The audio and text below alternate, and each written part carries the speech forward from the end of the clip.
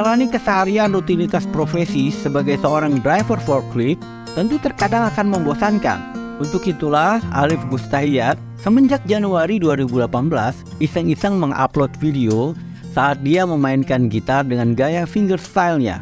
Ternyata gaya permainannya mengundang jutaan orang untuk menontonnya. Banyak musisi terkenal Indonesia, Adi MS, Anji, Dewa Bucana, berdecak kagum dan memberikan pujian melihat permainan gitaris asal Ponorogo ini.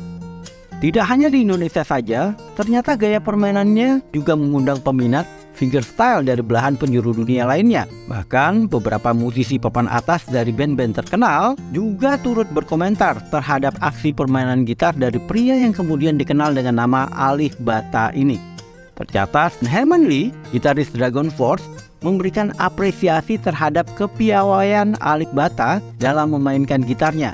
Bahkan Brian May, gitaris band legendaris Queen, menggugah video Alif Bata yang sedang memainkan lagu legendarisnya Bohemian Rhapsody di laman fanpage Facebook pribadinya. Dan video Alif Bata ketika memainkan Love of My Life juga diupload di laman fanpage Facebook Queen Official.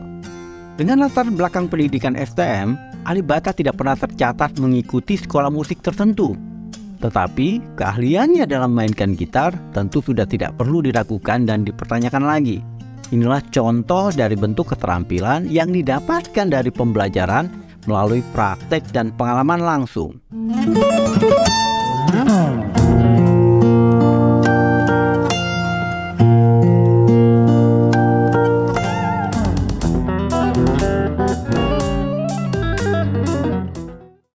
Kalau di Bali, kita kan sering ya melihat anak-anak kecil dengan percaya diri dan fasih menyapa bule dengan bahasa Inggris.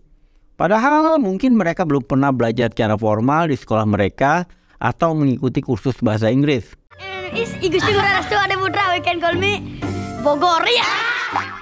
Kalau di kota tempat saya dibesarkan, di Palembang, di sepanjang aliran Sungai Musi, akan banyak sekali kita temukan anak-anak kecil yang mahir berenang. Meskipun mereka mungkin tidak pernah mengikuti kursus berenang. Hal ini menunjukkan kepada kita bahwa manusia itu punya kapasitas untuk belajar secara mandiri melalui praktek dan pengalaman langsung. Berarti akan membangun kesempurnaan. Begitulah ungkapan yang sering kita dengar. Jadi pembelajaran itu tidak hanya terjadi di bangku sekolah atau kursus saja. Inilah mengapa banyak perusahaan seperti Google, Apple, IBM, Hilton, Starbucks, Netflix, dan bahkan Tesla saat ini tidak mensyaratkan ijazah atau gelar sarjana lagi sebagai syarat utama penerimaan pegawai mereka. Mereka hanya mensyaratkan pelamar memiliki keterampilan dan pengalaman kerja yang relevan dengan kebutuhan mereka. Namun metode pembelajaran melalui pengalaman dan praktek ini juga memiliki beberapa kekurangan. Tidak semua pembelajar bisa mencapai level mastery seperti yang dicapai oleh Alif Bata dengan hanya mengandalkan pembelajaran secara mandiri. Anak-anak di Bali mungkin akan gagal bila mereka mengikuti tes TOEFL. Anak-anak di kampung halaman saya memang bisa berenang. Namun belum tentu mereka bisa mencapai level mastery dan bisa menjadi juara bila mereka mengikuti kejuaraan nasional ataupun pekan olahraga nasional. Dibutuhkan kemauan dan persistensi yang tinggi untuk mencapai level mastery dalam keterampilan tertentu. Saya mungkin akan stres jika harus terus-menerus berlatih gitar seperti Alif Bata.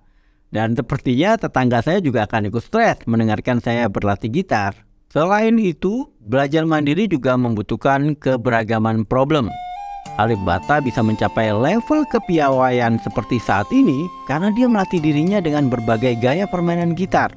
Dari lagu keroncong, dangdut, pop, rock, tradisional, semua dieksplorasinya.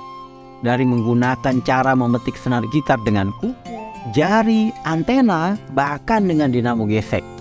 Untuk itulah, di dalam praktek dan experiential learning, kita perlu melatih diri kita menghadapi problem-problem yang lebih bervariasi kalau kita ingin mencapai level mastery.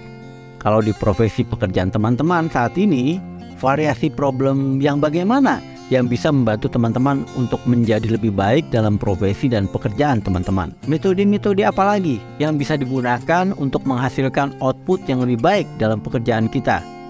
Silakan tulis di kolom komen agar kita bisa saling berbagi pembelajaran dengan teman-teman kita lainnya.